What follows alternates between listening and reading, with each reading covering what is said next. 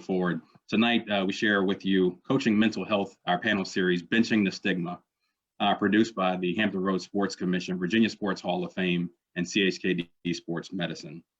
Before we begin, we'd like to honor and mention some of our other partners: Optima Health, DavCon Inc., Atlantic Bay Mortgage, Priority Automotive, Town Bank, Pepsi, the City of Virginia Beach, and the Hampton Roads Chamber for making this possible. Tonight, we want to touch and talk about a very important topic, a very important subject in our community, in our youth community, mental wellness and mental health. As many of you know, it's okay in many cases to get private lessons. It's okay to get athletic and physical training, but sometimes it's not so okay, or it's frowned upon to address our youth's mental health, address our youth's mental wellness, address our youth's mental problems in some cases. So tonight we pulled together this panel to address these things. We pulled together this panel to make and bring awareness to this most important topic so that we can help those of you who are listening. On behalf of one of our partners, CHKD, CHKD's greatest strength in the community is working together to give our young athletes the support that they need to be successful. We work together to bench the stigma around mental health and wellness. No single agency, family, or athlete can do this alone. This crisis is too deep, too wide. If you can believe it, 1 in 5 youth between the ages of 0 and 18 have diagnosable psychiatric illness. And the second leading cause of death is youth 10 to 24 is suicide. This is why we are having these discussions. Our athletes are not excluded from these statistics, but we're often overlook them because they are active and seem okay on the outside, but oftentimes they're not. We need you to, as I repeat, bench the stigma and give a voice to those who are suffering, and send the message that is okay and necessary to reach out for help. Also, as a call, or as a part of this call to action and a part of CHKD's mission, they are committed to improving health and well-being of all children 0 to 18. That includes our athletes who suffer in silence. Again, as we said before, we've pulled this panel together, this esteemed panel, to address these issues tonight, to speak to you. As we're speaking, please put your comments in the Q&A box so that we can address your questions on top of the ones that we'll pose to the panelists. Tonight we have with us Dr. Gary Bennett, Associate Athletic Director, Licensed Clinical and Sports Psychologist, and Certified Mental Performance Consultant at Virginia Tech. Dr. Bennett will be phoning in, so you won't see him, but you'll hear him. Dr. Bennett, good afternoon. Good afternoon. And good to hear from you. Also, we have with us Rennell Marshall, medical social worker, Children's Hospital of the King's Daughters, and area high school football coach. Rennell, good evening to you. Good evening, good evening. Thank you for having me. Yes, sir. Elliot Francis with us, Cox High School student athlete there on the soccer team. Elliot was actually with us as a panelist back in October for our first edition of our mental wellness forum, the Pandemic Playbook. But we wanted to have Elliot back to share his experiences with us. Elliot, good evening to you.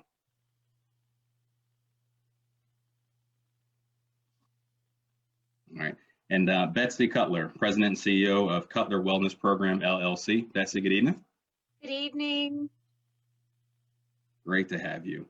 And our guest host, Will Driscoll, Executive Director of the Virginia Sports Hall of Fame. Will, always good to see you. Always good to see you, Claudel. Good to see everybody as well, and looking forward to this event tonight. Good. Well, as we move forward, we're working to give Betsy Cutler, our first participant, who has a very key PowerPoint for us. We're working to give her screen sharing abilities, and she will get started. Betsy, if you will, please get started with your slide number 1, and we'll pull that up on the screen.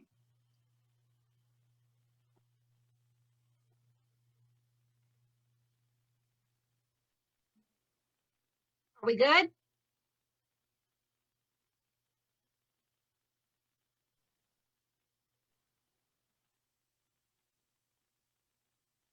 Yep, we can see it, Betsy. Okay. We ready to roll? Yes, we are. All right. Well, thank you, Claudel, and thank you all for being a part of this presentation tonight. I want to just basically, let's start at the beginning. What is mental health? Mental health refers to cognitive, behavioral, and emotional well-being. In its simplest form, it's how we think, how we feel, and how we behave. So what are the factors that specifically affect our student athletes' mental health?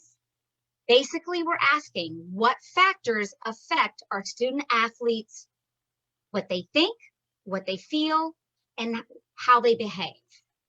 So in athletics, we know what physical trauma looks like, but oftentimes we don't know or can't see what emotional trauma looks like. The first factors we're going to look at is emotional trauma. Trauma can be a single episode or complex. A single episode is something that is a significant one-time event, a house fire, a robbery, a car accident, perhaps the death of a very important loved one. Complex trauma, or post-traumatic stress disorder, is trauma experienced in multiple episodic events, such as repeated violence, neglect, or abuse. Complex PTSD is thought to be more severe if it occurs when you are younger or if it lasts for a long period of time. So not everyone deals with significant emotional trauma, but it can be a hidden factor that's affecting our student athletes' mental health. Next, these are factors that affect our students on a daily basis. Their academics, any family issues or dynamics, throw in their work if they need to earn some money, managing their peers and their friend groups, managing and figuring out their sexuality and their partners, managing social media, which today can be very difficult, introducing their social life, which is integral to a youth's life, their spirituality, figuring out what is their faith, what is their spirituality. And over this last year, the next two pieces are just unfathomable how much they have affected our students' mental health. COVID isolation and social injustice. So in addition to emotional trauma and daily student factors, these next set of factors are for athletes specifically.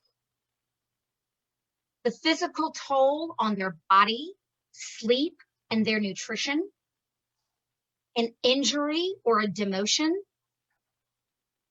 perceived or real pressures by coaches, parents, social media, teammates, or peers. And I want to highlight here that whether it's perceived or it's real, it is internalized the same way for our athletes.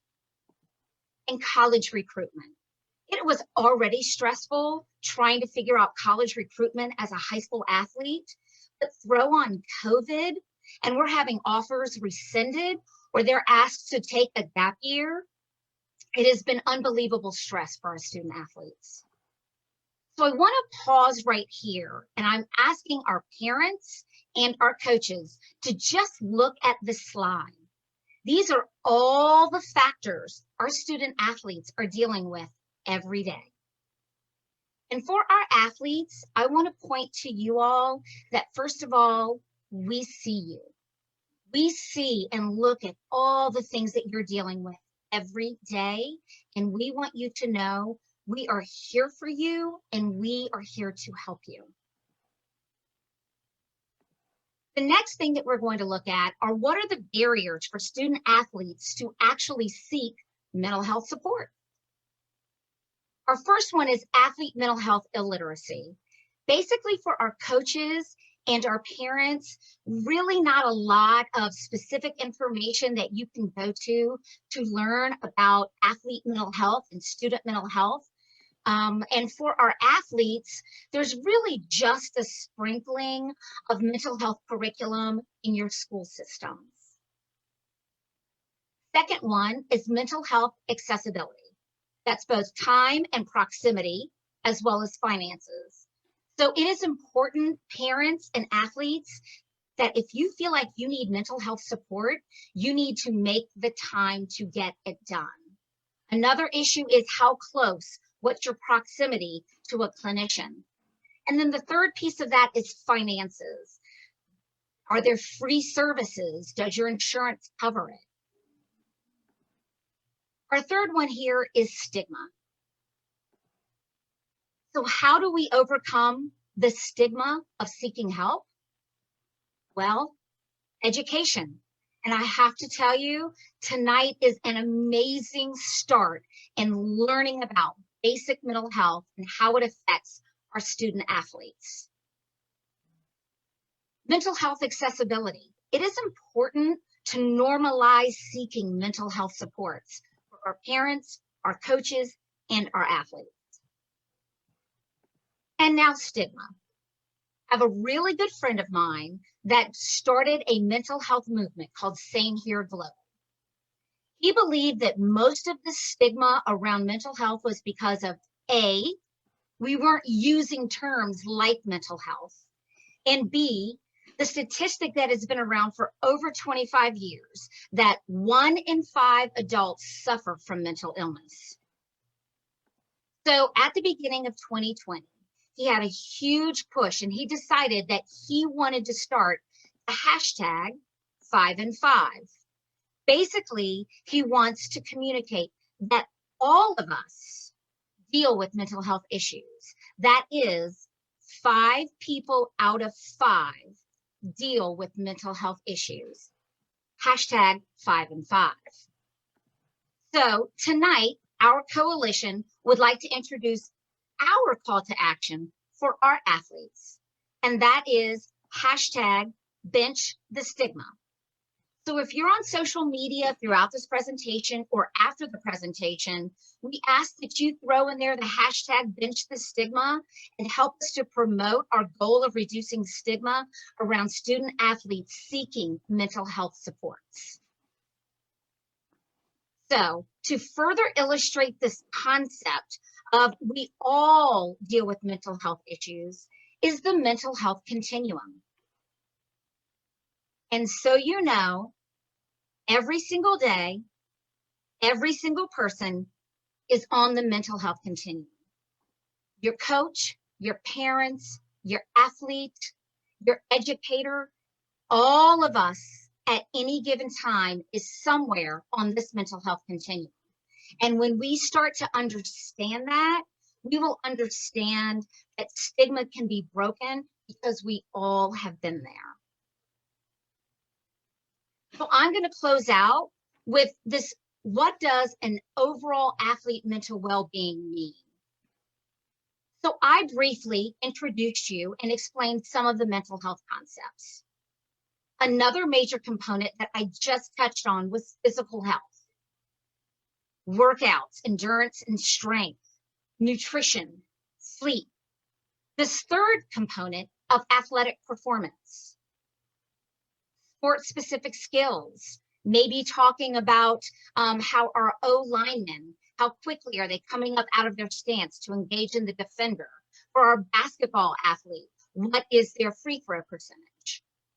Mental skills and techniques, and sport performance psychology.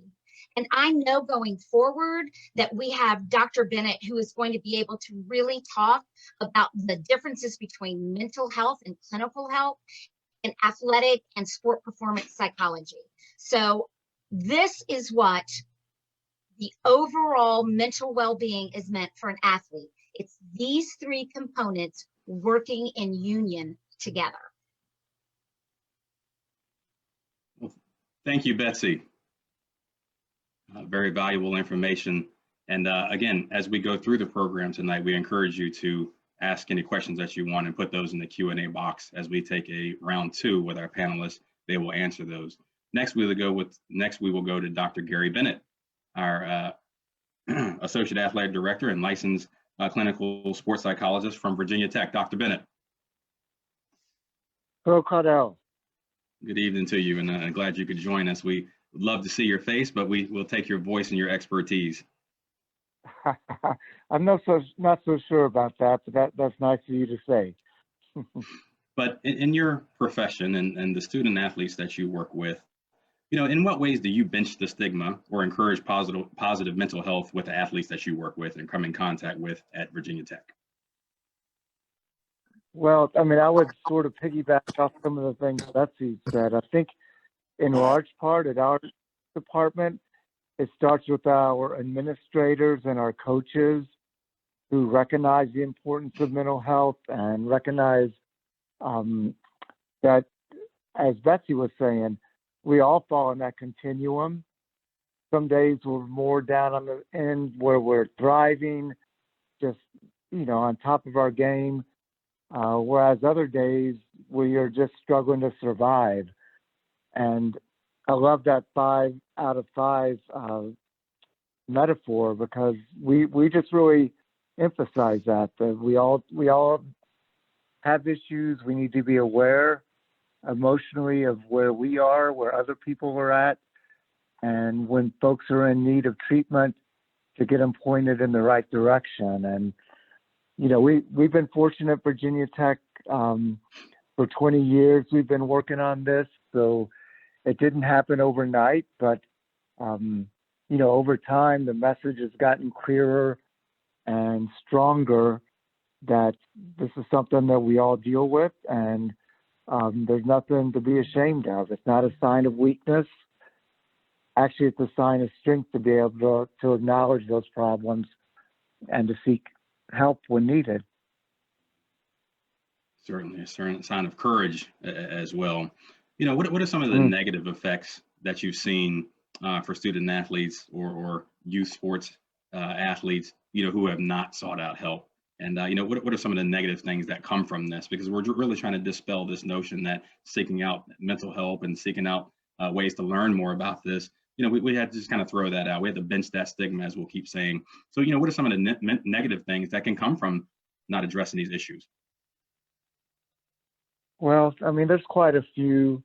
When we suppress or ignore those kinds of problems, they find their way out one way or the other. It might be alcohol or drug misuse.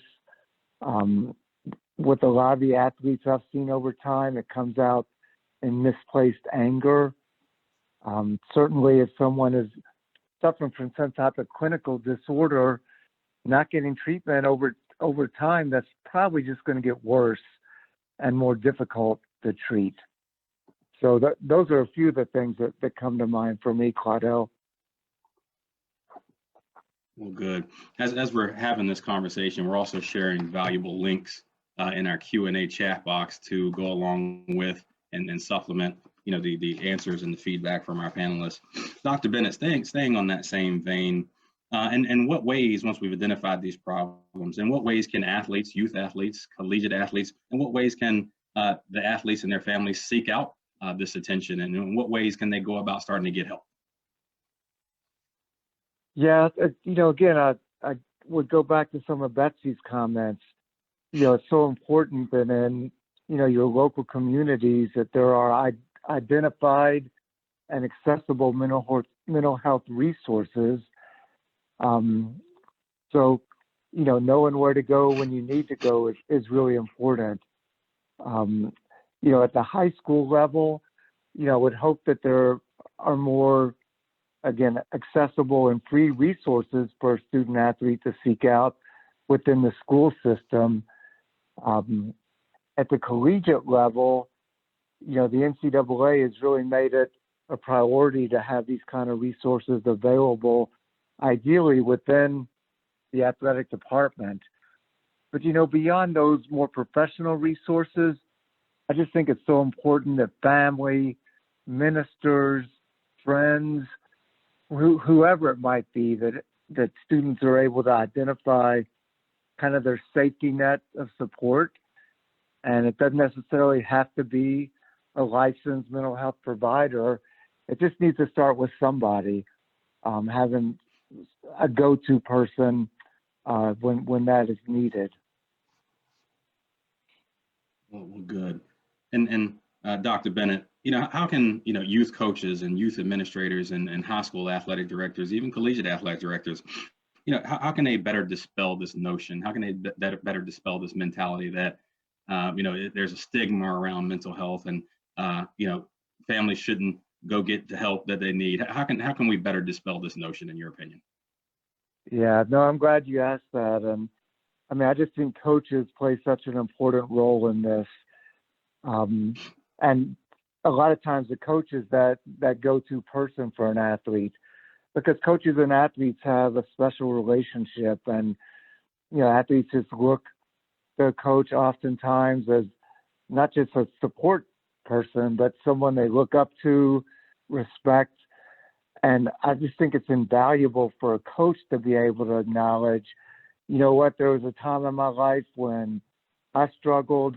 Here's what I did to help.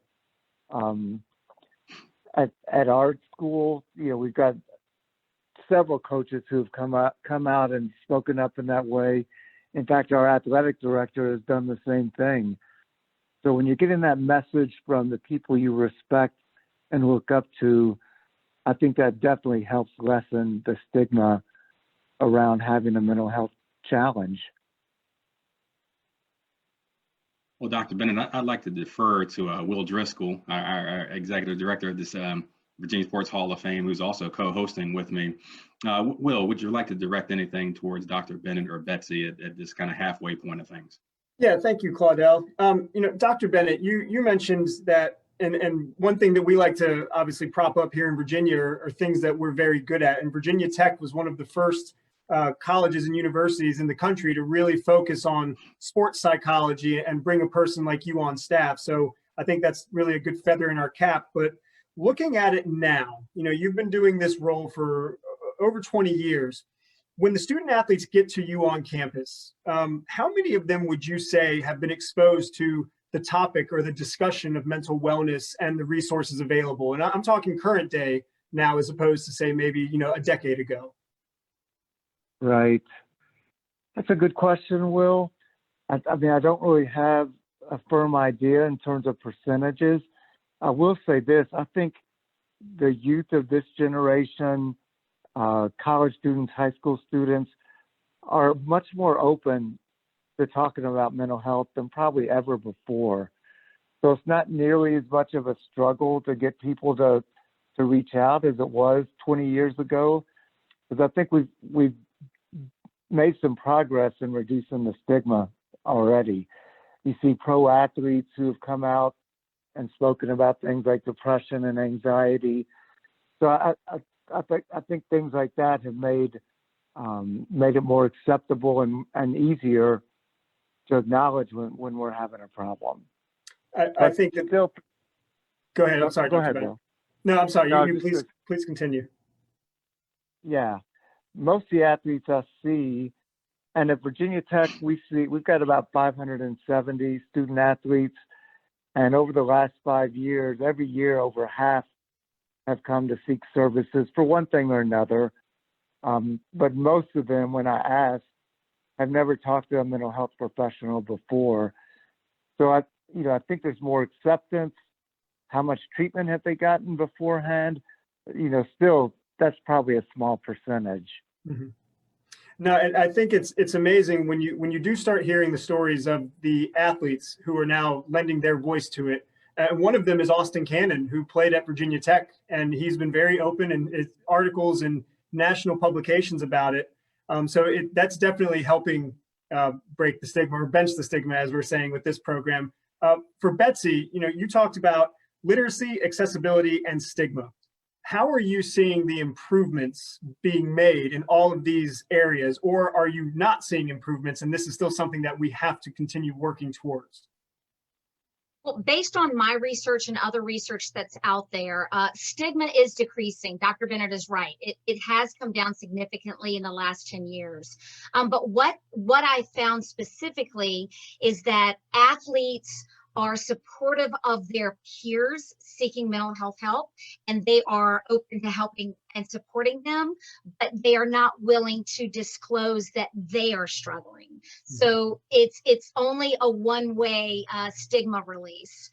In regards to illiteracy, I have to tell you, that's really my biggest push. That's why I do education, is that I don't feel like our athletes, our coaches, and parents as well really have the basic mental health information in how to deal with or look for or know what our signs and symptoms are for their athletes.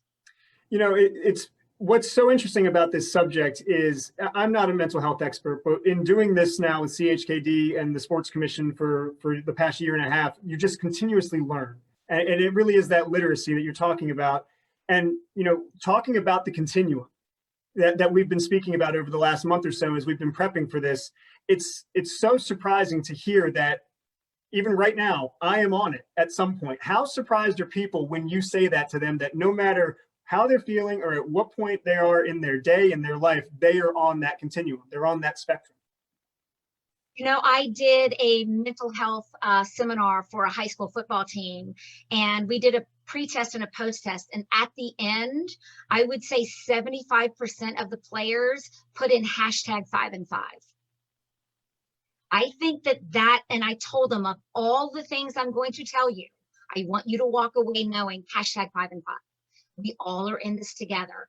And I feel like if we give it to them, then they will understand it and they will get it. It's a matter of letting them know their coaches, their moms and their dads are all dealing with mental health issues. That's, as long as we keep promoting that, we're going to keep decreasing that stigma. And stigma, honestly, is more difficult for our high school level and younger than it is for our collegiate athletes. What do you think that could be attributed to? Oh my gosh, just being adolescent. You know, they don't want to acknowledge that they're struggling on homework. Mm-hmm. There's no way they want to acknowledge that they are struggling on mental health.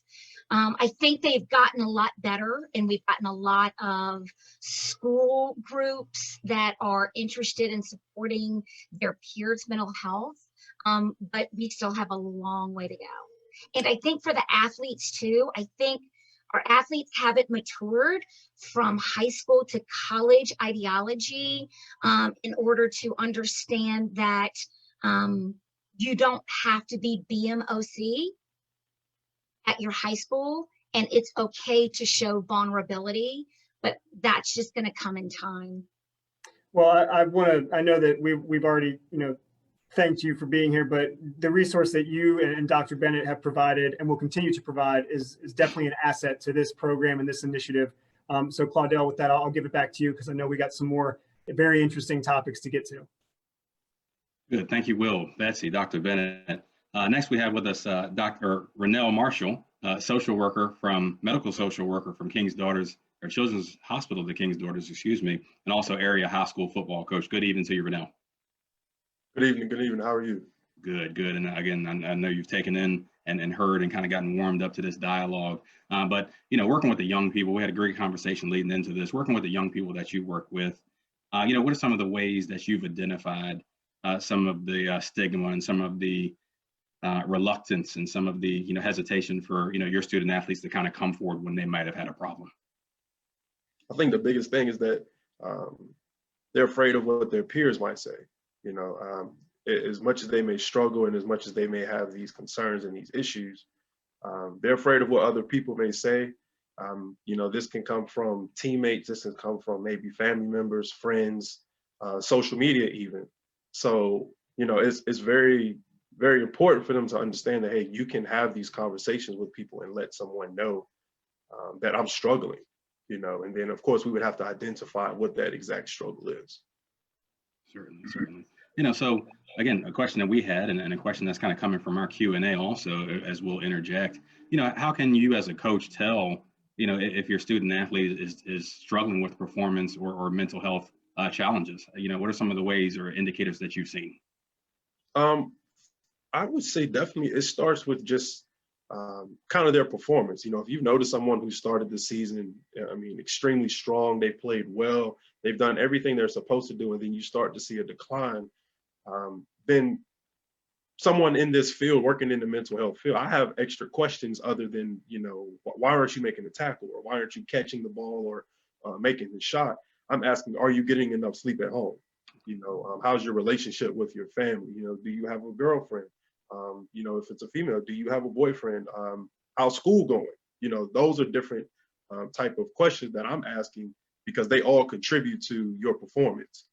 So I feel as if you can, I guess, work with the youth and help them to understand if they can have their ducks in a row prior, you know, the physical performance will take care of itself because that's just a gift that you've been given. But you kind of got to take care of the other things as well. So that's definitely something you just noticing. For me, it would just be the performance, and then I'm gonna, you know, talk about the performance, and then we're just gonna kind of work back from there. Certainly. So, you know, knowing these things, Betsy talked about these things have been around for some time. We've been addressing these things. We've had other panels and discussions put together. So we all know these things exist. We all know this problem exists. You know, when a student athlete comes onto the team in September or whenever your season starts, do you begin to address these things then, or do you wait until you see warning signs? No, you definitely, it's something you want to address then, before, and you let them know that, hey, there's a possibility it may happen. And that doesn't mean that it's bad. It doesn't mean that there's anything wrong with you, because it does. You know, for an example, you know, I coach linebackers at the high school level, and I can let a young man know, hey, you may start the season starting, which is really, really good, but then your role may decrease. Now that role is based upon you. And then one of the things that I have to be very mindful of is that when you are talking about playing time with young people, it's a huge thing. It means a lot to them because they can show this, and this can, you know, be seen for other people. And then if it's not, I'm not playing or I'm not maybe performing, then someone may think, oh, you're not good. Well, that doesn't mean that they're not good. It's just that, you know, they need some time to develop. They need some time to work. So, and then also for myself, you know, just pulling the young person to the side and letting them know, hey, don't get down, you know, because that's the easy thing to do. The easy thing to say is, coach, I'm going to quit. Well, I don't want to do this anymore. Well, that's the easy thing to do because you don't feel right or something. So. Now, do you think your playing background and your coaching background and your athletic background, you know, do you think this has helped you to identify with what these student athletes are going through at this point? Yeah, yes, sir, absolutely. You know, coming up in high school, you know, I didn't have a lot of social media. Social media was around, but it wasn't as big as it is now. In college, even, it was sort of kind of a platform, but not as big as it is now in general. So, you know, I try to just tell the young people, you know, stay focused on what you're doing. And I wish that I could really put it truly into words, but like sometimes you just see it. It's just a body language type thing. It's the way that a young man will walk. It's the way that he'll talk. And you just kind of see it. It's more of a confidence thing that when you start to see that lag, you know, okay, I need to go say something to him. I need to go address that and identify that right now, because maybe another coach may not see that. He may be caught up in the fact he's trying to get the game plan together, but you know, I'm assisting with the game plan, but I see that we got this young man who's really struggling, you know, and you got to make him feel important. You got to, you know, give him a role or make him feel contributable to the team. Good.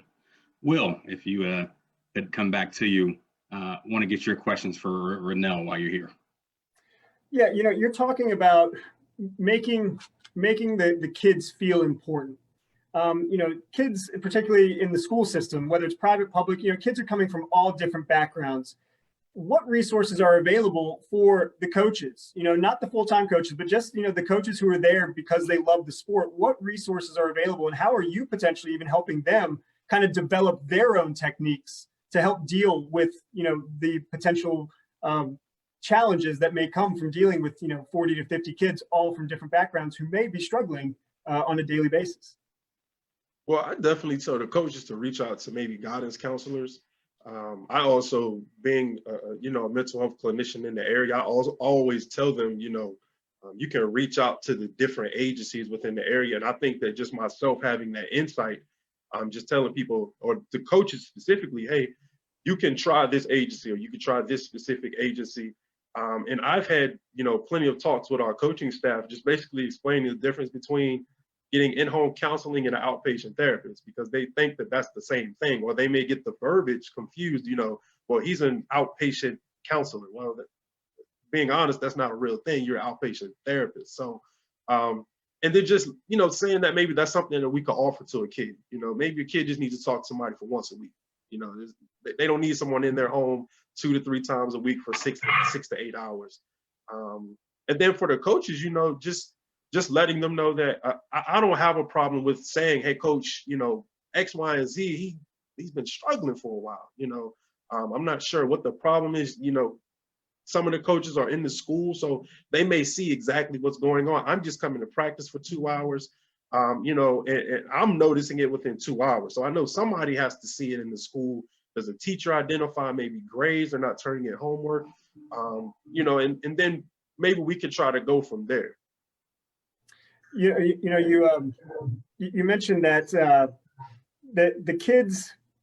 You said social media. That's kind of where my mind is going right now. And I try not to, it's particularly when it comes to coaching kids, you don't really want to play well, we didn't have this growing up, so, we didn't have to deal with it. So the kids, they should learn how to deal with it on their own. That's not really the approach we should be taking.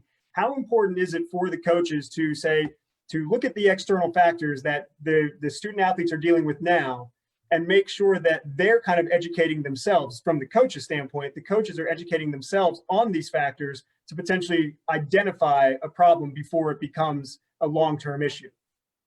I definitely believe that, coaches should try to, get on social media, make themselves known to the social media world. Try not to, I guess you could say, stay stuck in their ways, because if they can, teach themselves about social media, how does it go? You're seeing these comments that people are saying to these kids, and that's what they are. They're kids. You have grown adults criticizing kids based on performance.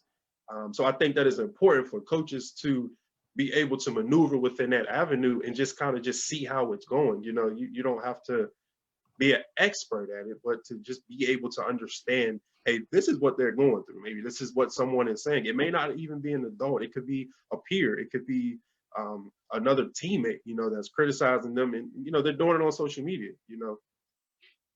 Again, it just really comes down to creating that strong support system for the student athletes. And it starts at the top. Dr. Bennett talked about the athletic director at Virginia Tech currently is with Babcock, but if the message is coming from him, well, it's going to filter down. And Claudel, before I go back to you, I do have one more question actually for Dr. Bennett. Dr. Bennett, just kind of talking about your experiences in the role that you have, how can a coach tell if their athlete is struggling with performance versus a mental health struggle? Yeah, I think there can be some overlap there. If the student is basically doing well in other parts of their life and just struggling on the field, then it would probably be more of a performance issue as opposed to someone who, is struggling with school, with relationships, with, as Coach mentioned, they're not sleeping well, their appetite seems to be disturbed, just normal daily activities are being impaired. Then you're looking at more of a clinical kind of counseling type issue. And of course, it can get more severe than that. They're having, again, substance misuse issues or self-harm or suicidal types of statements.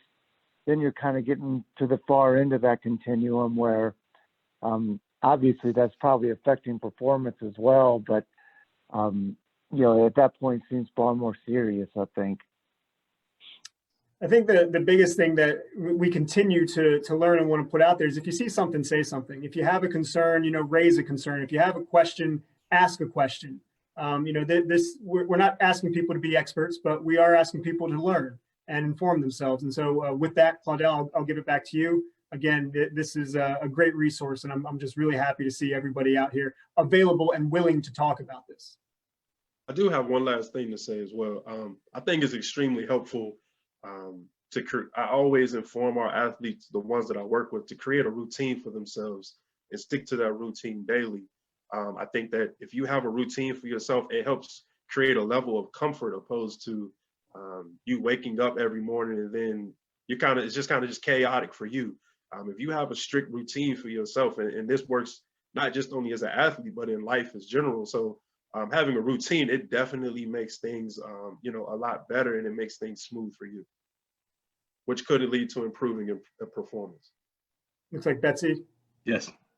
I did want to throw out there that I do believe, and I strongly advocate when I do coaches seminars, I believe that coaches should introduce mental health on their very first team meeting. It doesn't mean you have to go into much depth, but it's just an introduction, because just introducing it to your players lets them know the door is open. And if we start with the door open, we may find more athletes walking through it. And you know, Claudel, before we move on, one of our steering committee members on this this panel that we put together is Michael Cadaire, who is a two-time All-Star. He's in the Virginia Sports Hall of Fame, and he's been a great resource and a big advocate for mental health, particularly on the student athlete level. And he actually lent his voice to this program, a program we did last March. But he's actually in the chat, and he wants to know, and this could be for any of our panelists. What about the coaches who are struggling with social media and getting caught up in what other coaches and teams are doing? Where can they turn to, and how would you advise them to stay true to their belief system and not get caught up with keeping up with the Joneses? And this could be answered by any of our panelists. I definitely believe just having a little bit of expertise on this just over the summer, with the COVID restrictions, really not supposed to be practicing, not supposed to be having large team gatherings, and looking on social media, Twitter, anything, and seeing that other coaches are having open practices at random fields. And also seeing that some of your players from your actual team are going to these actual workouts to simply just get some work in, as they would say. And as much as a coach, you want to be able to text your guys in the group chat and say, hey man, let's get 20 to 30 of our main guys and go work out. And unfortunately we can't do that, or we couldn't do that over the summer. There were strict protocols that we had to follow, practicing social distancing. If you're not working out, put your mask on. As much as you want to talk to your friend, I'm sorry, you got to get away from it. Not today. So it's worked both ways. Unfortunately, you have some teams, they follow the rules, do what they're supposed to do, and others, they just don't. If as a coach, if you want to go the route of, I guess you could say telling without telling on someone, or just making it known, hey, I know I've seen this or that. So I know that that's out there, and I know that there are some coaches who are doing it and other coaches who are not. That's just the example that I can provide. I really don't have fantastic. I was going to say, I really don't have fantastic advice for Michael, but really it just comes down to if you set the standard at the very beginning that you as a coach nor your team need to compare what your practices are, what your workouts are, what anything is, that is your individual team's playbook. And you're not going to share it and you're not going to compare it with other teams. Maybe that can also move and parlay to your social media extent as well. You just really kind of insulate yourselves and say, this is how this team is going to work. And perhaps it can translate to your social media as well. I think that comes down to building that culture. We've seen it work at Virginia Tech. Speaking on a mental health, from a mental health perspective, we've seen it there. And if you build that culture, then everybody will follow. And I think Mike brought up a great point that we are always looking to see what our competitors are doing. But staying true to your belief system, I think, is probably the best path forward. And so with that, Claudel, I'll give it back to you. Great dialogue. And we encourage that from the Q&A from our panelists. Eli, good evening to you. And Eli is with us from Cox High School on the soccer team there. And it's so valuable that you're here with us, because we talked about so much high level information and information from subject matter experts here, coaches, administrators, persons who've been licensed to do all sorts of things. But it's so important that you're here because you're the one on the field. You're the one who is going through some of these things. You're the actual high school student athlete that we wanted to examine and to assist and to kind of bring to light and expose about being on this continuum at any one point in time. There at Cox, what resources are available for you guys to address some of these mental health issues or mental health challenges if they occur? I mean, of course, we have our guidance counselors that are open to any of the students along with our athletes. And especially now with our athletics opening back up and having a team and like a sense of that's another outlet that the students have, just having that team there and those coaches there. And then I would say also our trainers, because one thing that I see a lot is that athletes that get hurt, their mental health deteriorates because they're not able to play. So having the trainers there, our trainers are from CHKD, they're wonderful. They're a great help for those students that are struggling with mental health because of injuries. Certainly, certainly. So, as you've seen your teammates and you've seen or no teammates or no student athletes on other teams, have you noticed more of awareness and more of the it's okay to kind of come out and talk about mental health and mental wellness and seek out help? Or do you feel like there is this stigma to where, people are not really open to talking about these things? What is the climate in your eyes with your teammates and other student athletes that you face? I would say that it's not talked about as much as it should be, but and just at our team, there was an instance where we hadn't played in a year. We weren't able to have team dinners or make those connections. And with 11 of our seniors leaving 2 years ago, our team was really disconnected. But our coach reached out in October when we hadn't seen each other in such a long time. And he just sent a simple text, hey, make sure to reach out to your guys, make sure to just kind of touch base with them and see how it's going. Good, good. And again, you've been so, valuable to this panel and been a great student athlete there at Cox. But, during this time of COVID and during this time of, tough challenges to get the high school season started again, how have these things affected your mental wellness? And how do you feel like you've dealt with maybe the stigma to kind of keep a great level of mental health? I mean, it's definitely been hard not having soccer part of my life. Part of my journey has been to focus my efforts on other things other than sports, which it's been hard to find other interests since soccer has been such a big part of my life. And I think for a lot of student athletes, the athletics are such a big part of their life and such a big part of their social life, especially, that it's hard to stay connected to school, stay connected to yourself when you don't have that part of you connected with you. Certainly. And also we talked academics or athletics, excuse me, but have academics been a part of this, challenge or struggle for you? And how's that weighed in to this equation? I mean, for sure. It hasn't only been the sports seasons that have been getting canceled. Up until about 2 weeks ago, we were completely online, and the type of learning that you get from a screen is definitely not the same as an in-person interaction that goes with sports or with academics.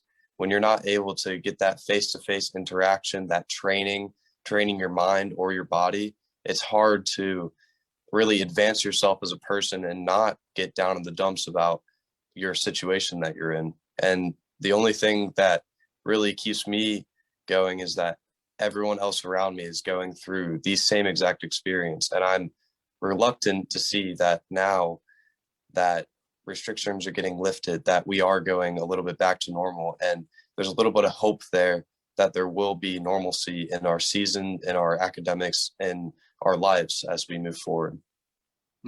Certainly. So, we have a question from our Q&A for you. You talked about the guidance counselor, you talked about your coach and the resources that you have at the school, but do you feel, and maybe speaking for some of your teammates, do you feel like mental health education would be valuable if that were kind of brought to life by your school or by your team? For sure. By your coach?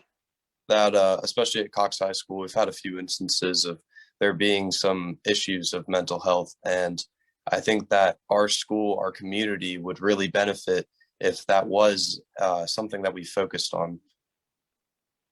Certainly, and we'll pose this as we kind of go back around the horn, so to speak. But we'll start with you. What are some of the ways that this panel and your coaches and you and your teammates, what are some of the ways that you feel like we can begin to even more so bench the stigma and dispel this stigma about the mental wellness issue.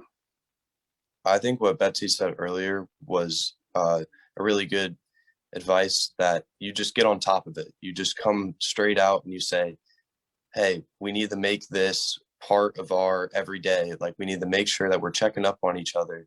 And there was talk at our school of doing a student run like helpline, just to have that connection between students.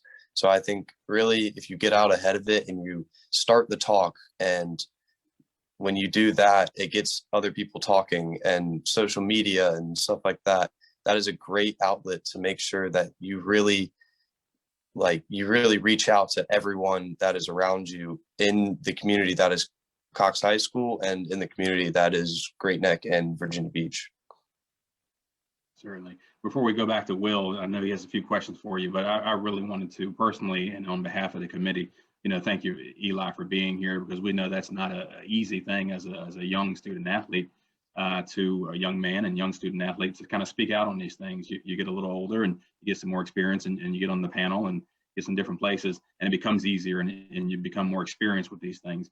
But it is certainly admirable to you and your teammates to speak out and help each other with this. Will, I'll come over to you. Yeah, Eli, you brought up a great point about when there was that pause, but you still had a team. Your soccer team they were still your teammates, but you had a lot of transition from the upperclassmen moving on to the newer, the younger players coming in. How comfortable were you with making that outreach to them when your coach kind of told you, this is how we're going to keep this team together? How comfortable were you in reaching out to the new players and making them feel comfortable? I have a personal advantage because I coached at Great Neck Middle. I was one of the assistant coaches there. And so I knew a lot of the younger guys.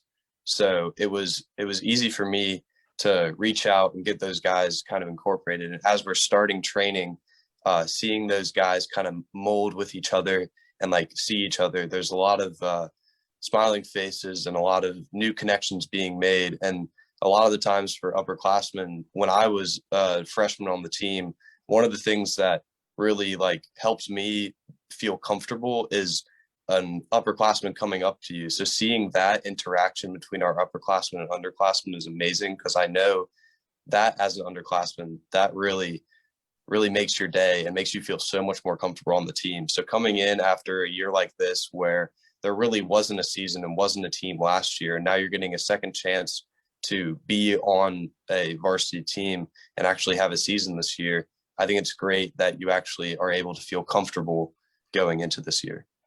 Now, you're obviously very comfortable talking about this subject, and that's part of I guess our task is to normalize the discussion, and that's going to help us bench the stigma.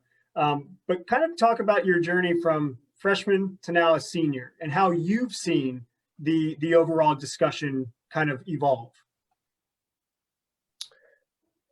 I think as a freshman, there's been different characters going in and out through our team, and there's not only the soccer team but other sports as well.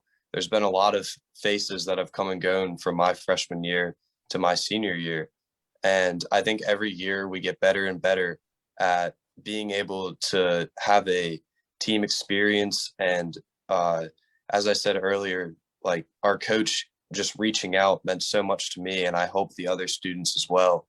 And I think that over the course of the 4 years, building a really solid team for across all of our different sports has been really important to make people comfortable and start talking about mental health and making friends and making those connections.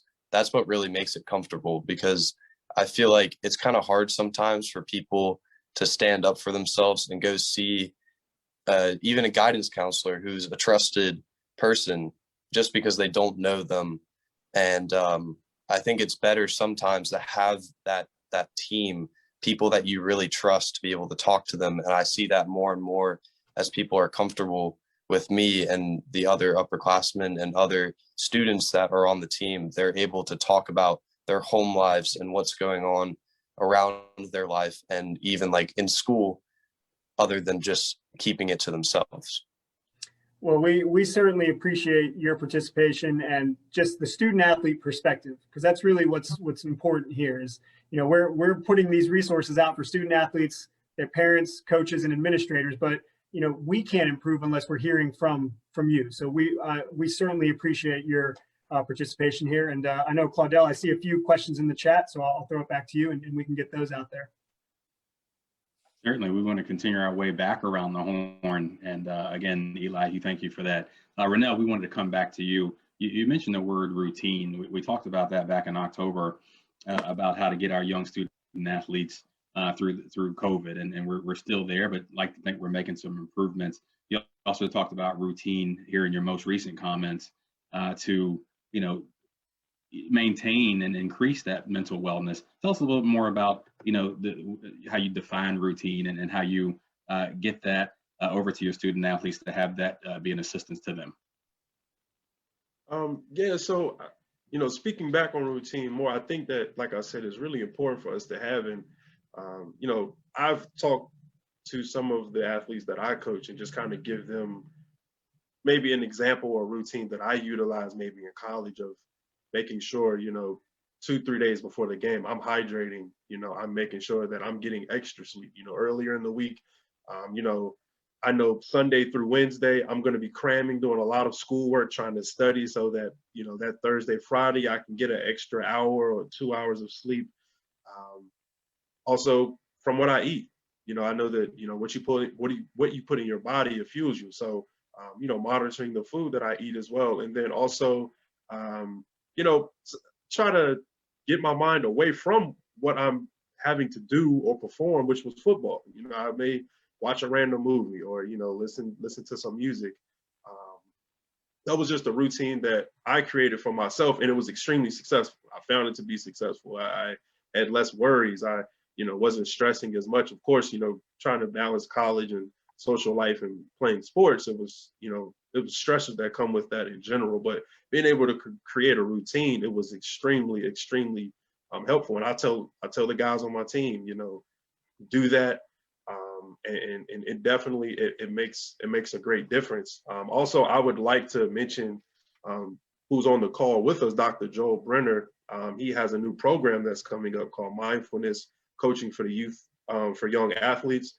And in that new program he just kind of talks about what is mindfulness, also the mindfulness techniques, and also how mindfulness can help.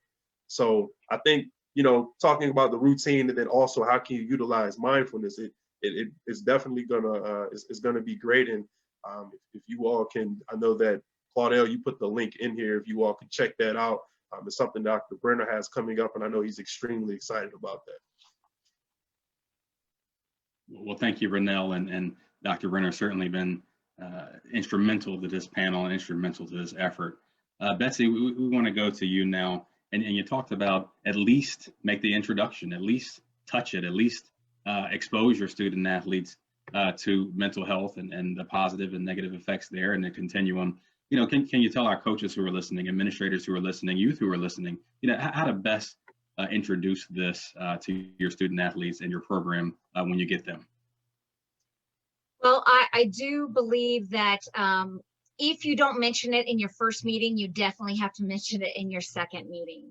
I also agree with Gary. I think it is so helpful if we as adults can communicate to our athletes things that maybe we have struggled with. It doesn't mean we have to tell our whole history and our whole life, but as adults, we have struggled. And if we open up that door, if we let them know that they're A, not by themselves, and B, we all struggle at different times, I think that's going to continue to open the doors of going through what is mental health and how can mental health supports make you better.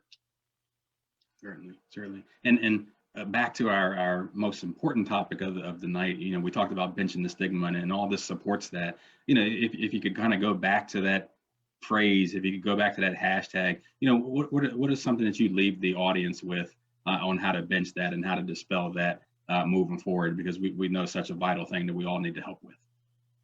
I'm always going to preach education. I think we have to educate our coaches, we have to educate our parents, and we have to educate our athletes. They are not going to be clinical professionals. I get that. I'm not a clinical professional. I'm an educational professional. And because of that, there are certain things that I know they're not going to obviously commit to memory, but there are certain basics that they need to understand. So that way, when things do happen, they at least know where to pivot to find the resources that they need. Well, we certainly thank you for your weighing in on these things and your experts and your expertise to the panel. Dr. Bennett, and then we wanted to come to you last. Yeah, Cordell. Yes, sir. For you to finalize, what are some of the ways that you can best and earliest detect some of these mental health issues or problems or things that you may need to identify in student athletes? We know you see and take in and work with so many student athletes who are entering Virginia Tech there and who are matriculating through. But for a high school program or a college program, what are some of these early detection strategies that you may leave with us? Well, each fall before the fall sports start and the spring sports, we do a pre-participation exam, and part of that includes some mental health screenings. So that gives us some objective measure of if someone might be struggling with things like depression or anxiety or eating disorders.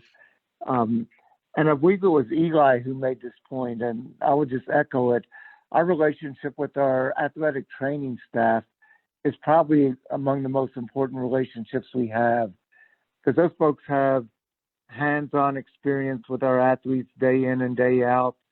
Oftentimes, I think our athletes trust the trainers more than just about anybody else in their lives. So, it's important for us to be able to collaborate with other people who have regular contact.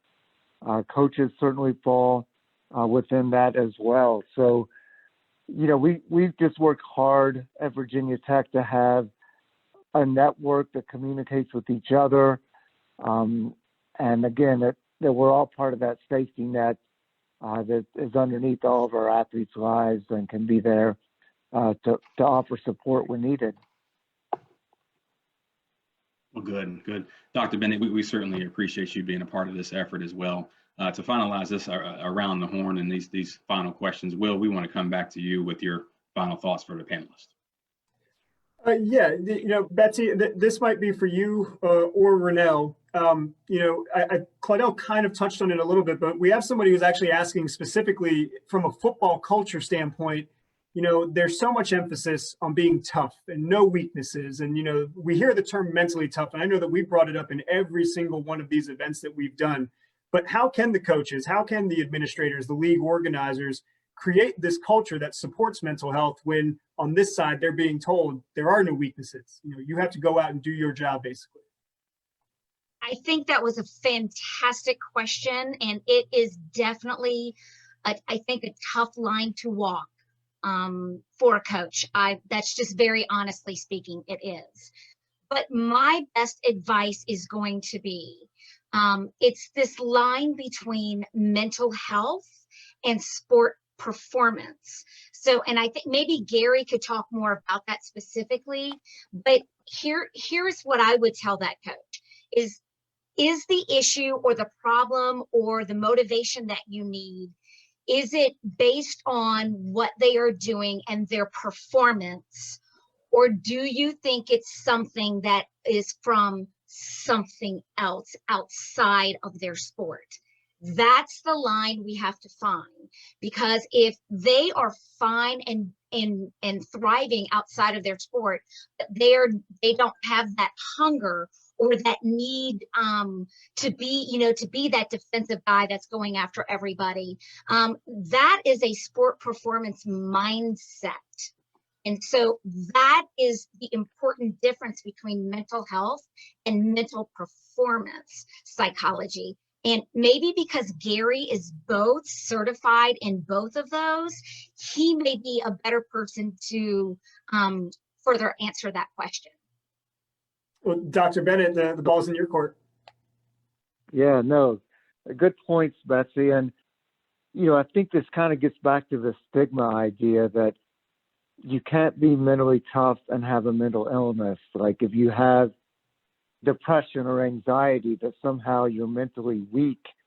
And, we know that's just not the case. Probably football is the more difficult sport, at least at Virginia Tech, for people to come forward and, acknowledge that they're struggling with something, because there is that, I think, misnomer that if I'm mentally tough, I can't have this kind of mental health issue. And, I think that's part of benching the stigma.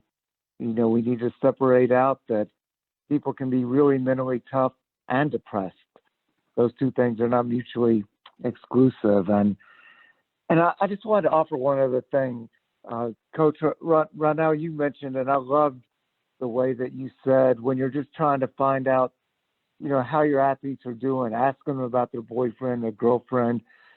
One of the biggest challenges, I think, for high school or college age athletes is for those who are struggling with sexual orientation, because that's looked at still. There's a huge stigma around that.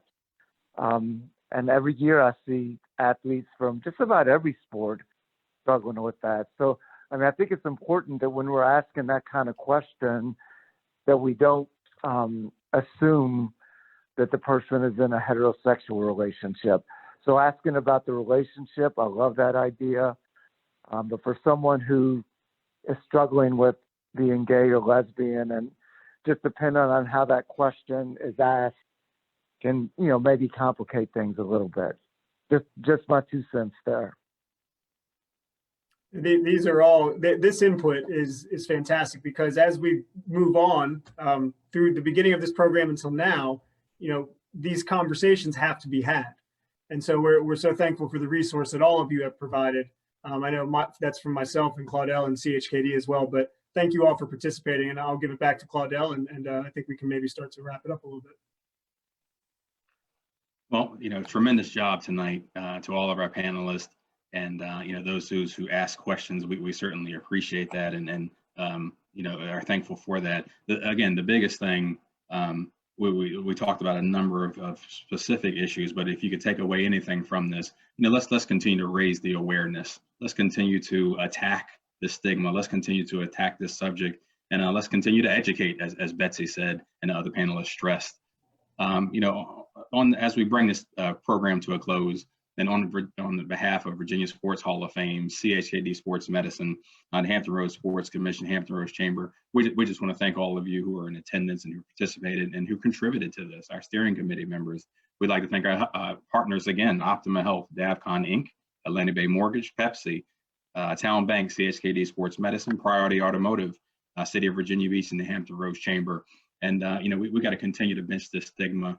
We have to continue to assist our youth athletes. We have to continue to make them know that it's okay to be on any point in time on this continuum, and to seek out better mental health for all their needs.